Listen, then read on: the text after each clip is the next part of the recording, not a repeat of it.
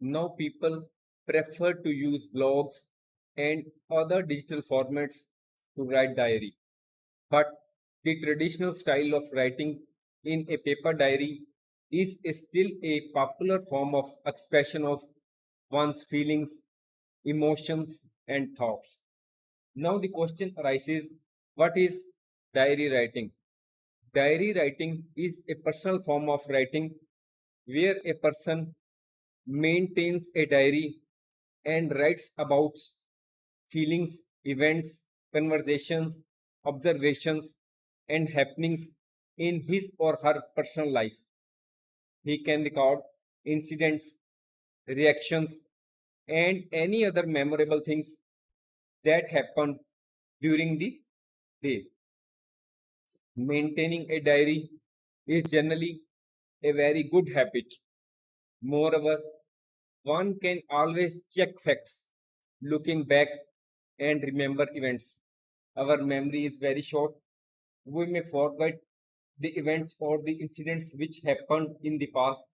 Looking back at our diary will recall those events or incidents, and we can learn a lot from the mistakes which we might had committed in the past.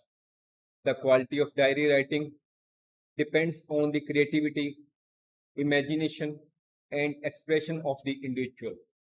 Now, question arises, what is the difference between paper diary or and electronic diary? It is one's personal choice to choose paper diary or electronic diary to record his feelings, emotions, and thoughts. However, the main benefit of paper diary is that you can use and carry it anywhere. You do not have to acquire computer skills as are required in the case of electronic diary. Paper diary does not break down or affected by a virus.